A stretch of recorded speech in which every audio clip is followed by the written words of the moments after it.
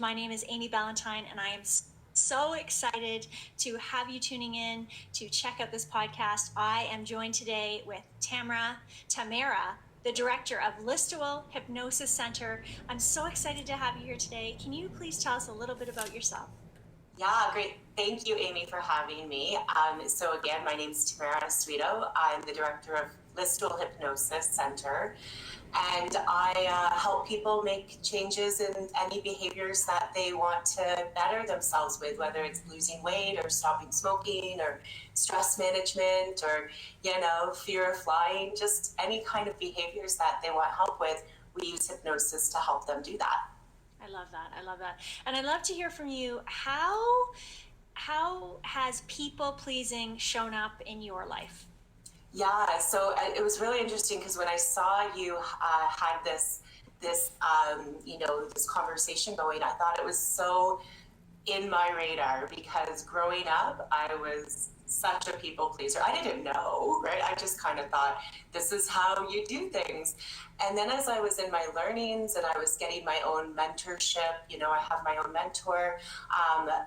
It really became apparent how it was really hurting me. And it's interesting now because as I see clients, I can see that theme in many clients and how it's hurting them. And like I said, I didn't know that it was even a choice when I was growing up. And I was the youngest child and then the middle child. So I had this idea subconsciously, this belief that I have to do for everyone to be a good person, to fit into the family unit.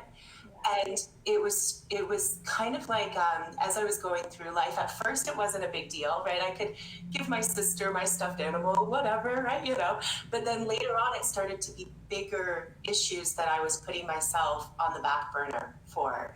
And I felt this really internal, push and pull, and it just didn't feel congruent. And I got into almost resentment. So a good story that I like to tell, and I believe I mentioned to you before, is a story by Virginia Satir, she was a family therapist, and she wrote a great book called The New People Making.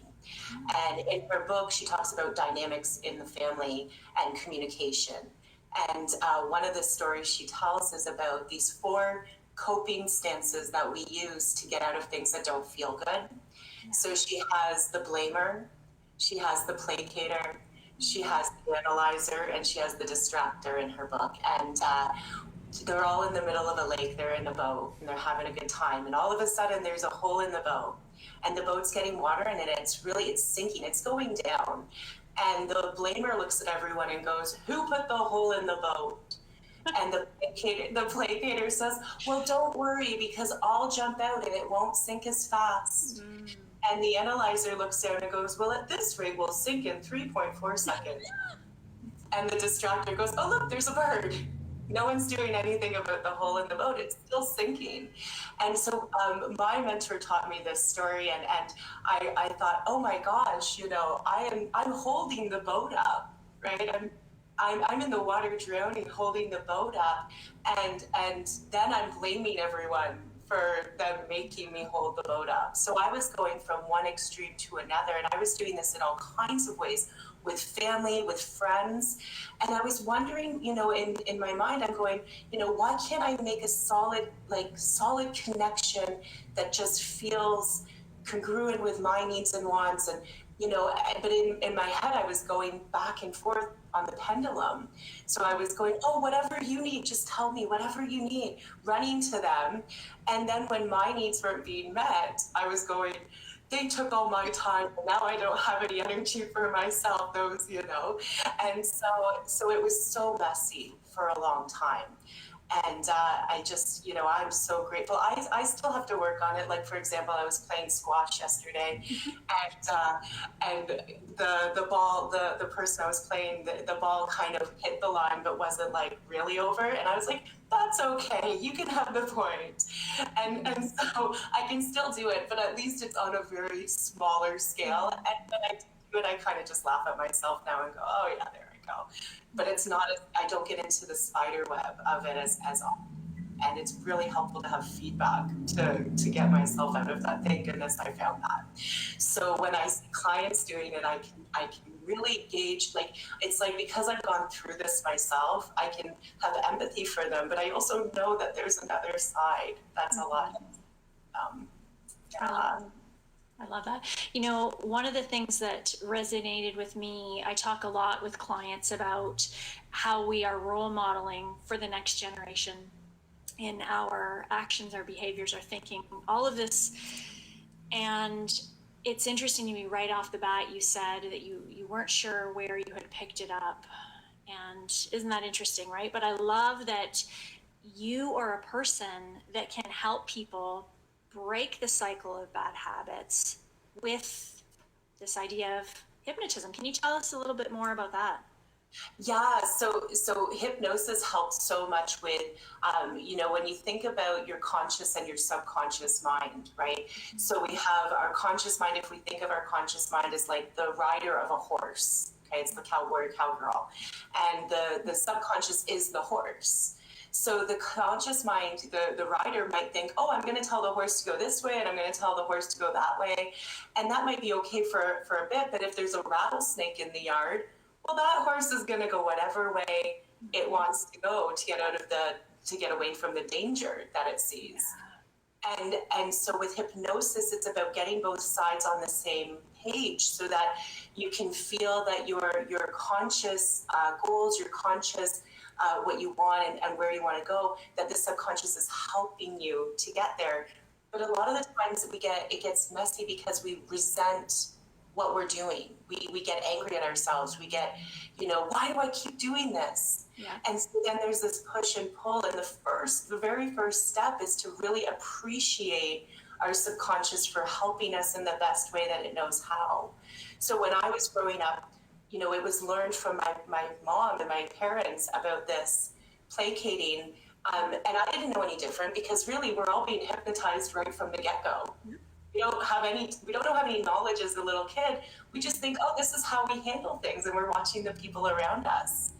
And so I learned it, and I didn't realize it was a learned behavior until later on. But what it was doing for me at the time was helping me feel like I belonged, helping me feel like I was a good person, helping me feel.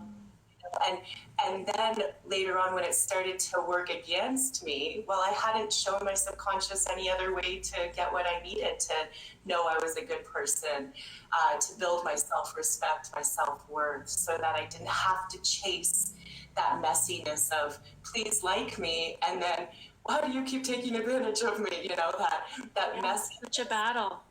It is, yeah. So hypnosis really helps with calming the conscious mind down, like by relaxing it and letting the subconscious get the suggestions that really help us feel solid, help us know that we're meant to be here, help us know that we can make changes, that that we are good people, even if we make decisions that don't serve us, or that it's not about us as a person. It's just a behavior. It's learning. It's like I do this a lot with clients where I go, there's you and there's your behavior, and they're separate. You've got to separate them because you've changed your behavior millions of times in your life, from learning to walk to learning, to talk, to all these things. And so if we know we can do it in just that kind of basic general idea, we know we can do it with our beliefs as well. And so, on the Christmas theme, hopefully there's no kids watching this, but how when we're young, we believe in certain things, like, and then we learn later that it's not what we thought. And we get over that belief, and we kind of go, oh yeah, that's just something I used to believe. And I think that's important to know we can do that with all kinds of ways. So starting in a doable step is always important. Like, instead of what I did, which is something I don't suggest, which was going anything you want, and then I was going nothing at all. So I like that way, especially with certain people in my life, that I was going yes, just anything you want, I'll do whatever you want. And then when I started getting more resentful and I started to get busier in my life, I went, nope, I'm not doing anything at all. And it was there was just too much drastic. Yeah, and I would have been more wise to know there was a sweet spot where I could start building my boundaries, building my healthy boundaries of going, maybe, well, not right now, but maybe I can do it tomorrow, something like that. instead of all or nothing. So now that I'm a little more wise, I do that, I've built that, and I know when to implement it faster than wait too long and then try to implement it. And just like being more curious and more discovery focused instead of thinking of it as good, bad, right, wrong. Because I think that's a big thing that happens too. We look at things in black and white, and we look at it as about us as people.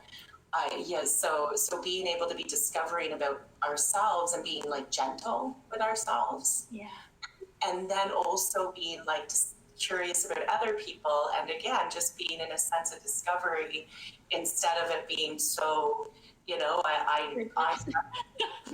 perfect. And I know I was guilty of that, where like, I almost dug in my heels with the martyrdom or the placating, because I thought I'm righteous. And when I blamed them later, I actually, was like, but I did everything for them, and I was digging my heels in. And I had like, I had this kind of this experience recently where somebody was telling me, well, you did everything for that person. And I thought, wow, that is not helping me at all. I've got to validate that, because what you're saying, if I let it, it could fuel my fire, and I could just keep staying stuck. So there's a lot of our own accountability for being able to surrender that. We're just learning. We don't have the answers. We get them as we go. It's experiences, and it's being compassionate with ourselves and other people, and just kind of knowing that everyone's doing the best they can with what they know, and we've got to be willing to know that we're good people. We're meant to be the people we are, but the learnings and behaviors are all meant to change. That's one of my favorite phrases when we're looking at how we're handling situations, right? Trying to be the fly on the wall in our own life, to watch ourselves, to become more aware isn't that interesting, right? Yeah. Taking away the judgment, taking away the pressure, just noticing how I felt during that comment that the woman said, you're doing everything for everyone, noticing when these behaviors are coming up. So I'd love to know, you serve so many different people in your practice. How does people pleasing show up for someone who's there getting help for things like weight loss or smoking? Can you share a little bit about that? Yes. So if we go back to the idea of like when I was saying how I felt like incongruent with like my basic needs weren't being met because I was choosing to give my energy to everyone else or other people. And so then it was manifesting in not great behaviors. Like I was, I might be overeating, or some people might go to smoking. Some people might go to nail biting. Some people, right? So we start manifesting it because our subconscious is going, I'm not getting the needs that I really basically need. And so I'm, manifest in other ways that come out and then we start kicking ourselves about that more, and then it just gets messier. So yeah, people that are coming in, they may not always be in the placating role. They may be in the blaming, they may be a combination, they may be in the analyzing, where they talk in their heads over and over and over and analyze their detail, and before they make any actions, they think they have to figure out every type of variable, situation that could come, and then they all of a sudden 2 hours later they're not doing anything, and then their system goes in overwhelm, and they look for a break, or they're distracting, and distractors are some people that don't want to feel any negative emotions, so it's like distract objects. It's like squirrel, and so that can be really harmful to them, because again, they're not leveling, and they're not going, okay, here's what I need, or here's what's going on, here's what I can do, here's the situation. So many people that come in, like the placating people that are coming in, it definitely manifests in behaviors most of the time, very unhealthy behaviors, because they're avoiding dealing with, and they, most of us think of it as a big scary deal, or a big, monster in the closet idea, whereas, oh my gosh, if I say no to my husband, he'll divorce me or something. We get like this big idea. And it's interesting how when you do one of the actions, it's usually not that big of a deal, or if you're prepared to handle it, even if it is a big deal, that you can like be calm about it and you can know that that's just them adjusting to a different dynamic. Yeah. And so it's about this very, subtle confidence, this calmness that allows you to know that, hey, it's just a learning thing, it's just an experience, but I've got to start somewhere. Otherwise, I stay in my old, sabotaging behaviors. I actually had a client yesterday come in, and she's been dealing with, like, her mom, when she was being raised, her mom was like the taking care of the household, right? It was the cooking, the cleaning, the everything. The husband was, she had to take care of the husband and the family. And so my client has been caught in that, and it's really like for the first bit I saw her, it was like, I am so bored. I'm just so bored.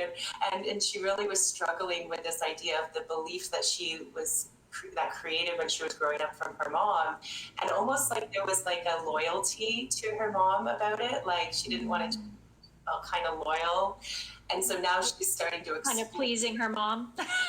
Even though her mom's passed. Yes, exactly. It's still there, because as we're young, right, we can be carrying all kinds of beliefs and anchors and all kinds of things that are, even we're not consciously thinking about them, but they're with us if we don't clean them up or reframe them.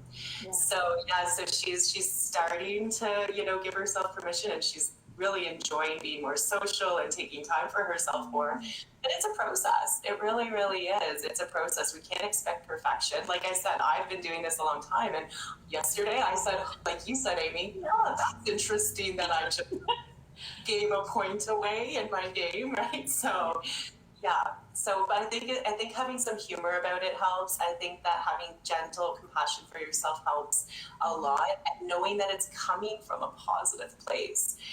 If we're getting angry at ourselves for our behaviors, we're just going to be fighting ourselves. And so, first of all, like, being curious, what is this doing for me? Yes. And even if you don't know exactly, like, guess. Chances are you'll get traction that way. You can go, maybe I'm stressed. Maybe maybe I'm not satisfied and I need to relax, or maybe I need to delegate some of the chores around the house, or maybe I need to have more time for myself, So maybe I need to work on my confidence of knowing that I'm a good person. I'm worthwhile to have around, that kind of thing. So yes. I love that. So, we're here talking about breaking the cycle of bad habits, and you are an expert in the hypnosis world. Can you share, what does hypnosis look like for a person who's never experienced it? I've experienced it, so I know, but for someone who's never experienced it, can you give some guidelines so that we can understand you could be a person to help them break those bad habits? Yes, I'd love to. Yes, so hypnosis can have a stigma, can't it? I posted something on social media, and one of the what somebody put a meme of a cat with a pendulum. Oh yeah, there, and most, that was the only one, but most people were like, oh, I'm interested in that. But it's still out there for sure. And hey, it gets interest, so that's fine. But hypnosis, actually, all hypnosis is self-hypnosis. So the person, the client, is the one doing it. I'm just a teacher or a guide, but they're the ones actually doing it. So there's really good examples of hypnotic-like states that we go in and out of at least 3 times a day. Scientifically, they say at least 3 times we go into a hypnotic-like state. So an example would be watching a movie. So I don't know about you, but if you're watching a movie and let's say it's really sad, like the dog dies or something, and you're crying, and or if you had a hard day and you come and it's like a really funny show, like a really great comedy, and all of a sudden you're laughing and you feel lighter. So these are like emotional suggestions. They're not happening to you, but you're feeling the emotion that they're portraying because you're in a nice relaxed state and you're getting into the story. So that's a hypnotic state. Another example is driving. Lots of people will be driving and all of a sudden they're home. And it's maybe not a great state to be in. It's interesting though, because you'll notice that you're doing everything you need to do. Your gas, you're just kind of go. Your subconscious is doing the driving, and if there was brake lights, you would just come out of it and consciously respond, and then you can go back into thinking about groceries or thinking about your day. So that's another hypnotic state. Another good example is, do you know what roll up the rim is? Do you know who does that? Tim Hortons? Yeah. So even if you never had a coffee there or a donut, you would know what that is, because there's billboards, there's the radio, there's people with cups. And so even if you've never gone in a Tim Hortons, you would know Roll Up the Rim is part of their company, is what they do for promotion. And so we're getting kind of hypnotized all through our lives every day in some way. There's a lot of, well, everyone has unofficial hypnotists in their lives as well. Like I was saying, growing up, we're getting hypnotized by and so it's repetition, it's fixation. And so what we tend to say is that we help people unhypnotize themselves so that they can choose how and be more aware of the useful hypnosis or the unuseful, and vaccinate against that better. I want to just say, let's hypnotize everyone listening today. You are enough. You are enough. You are worthy, right? Like these positive statements. What if we had that playing in all the billboards and all of the commercials all day long? Imagine a different world, right? Right. It would be a huge difference. It would be huge. So what a lot of the things we do in our programs is teach self-hypnosis. And that's a lot of that is knowing how to talk to yourself in an effective way. So there's lots of people, I've been in this where I eat a chocolate bar and I go, how could you do that? You know that that's not right. And now you have to go on the treadmill for half an hour at least, and it's like berating myself. And instead, we want to focus on what's useful in like talking to ourselves, in a really effective way of saying, like you said, Amy, I am enough. I know I'm worthy. I love myself. I know I can get my goals. I take action. I can change, like we can just kind of really be really more effective, but you don't know how you're talking in your head because you kind of just think this is the way everyone talks in their head. But when I teach self-hypnosis, we go through something called the 3 Ps. So P as in Peter. And one is for present tense, so already happening. Another is for first person, I, me, my. Another is for positive, what you want, not what you don't want. And it's interesting how many people are using, like I know for me, I was saying, you should go to the gym instead of I want to go to the gym. And I was saying, maybe I will work out instead of I enjoy working out. And then, the negative, I had a client come in and we talked for about half an hour and he's going, I don't want to stress anymore. I just don't want to stress anymore. Well, guess what you're doing? Yeah. And I kept thinking, okay, well, what do you want? And he's going, I'm telling you, I don't want to stress. How can I make this any clearer? And I'm going, okay. Eventually I said, what's the opposite word of stress? And it took him about 30 seconds of sitting there going, what is the opposite? Finally, he said, I want to be calm. I want to be confident. And right away he said, that feels so different. Yes. Because it's totally, we think in images, don't we? So if I said, Amy, don't think of a pink elephant by the lake wearing black stockings, just don't think of a pink elephant by the lake wearing black stockings.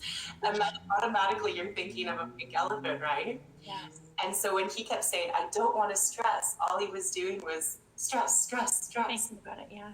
Yeah, so there's it's simple, but it can be pretty magical when you learn how to do things in a more useful, compassionate way, and it can be way more enjoyable, way easier. I love that. What I have connected with your heart so much that you are about helping people to create their best life, live their best life by, shifting mindset, shifting thinking. I love it. I love the compassion that I feel from you.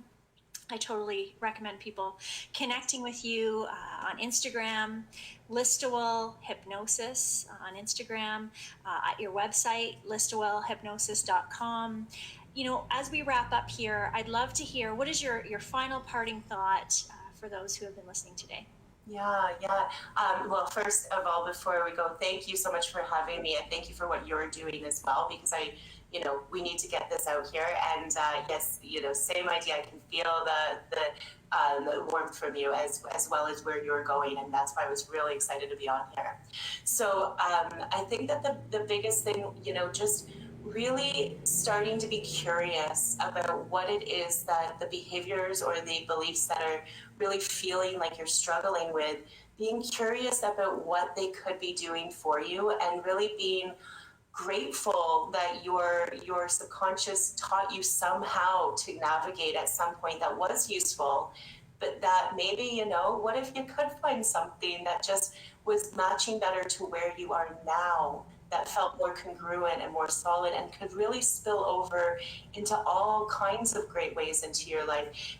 Maybe it doesn't go as easy all the time right away. People are people, and there's people in our lives that might need to catch up with us and all of that, but just being in a sense of discovery. So one thing I wanted to mention is that Virginia Satir also talks about this idea of low pot, high pot.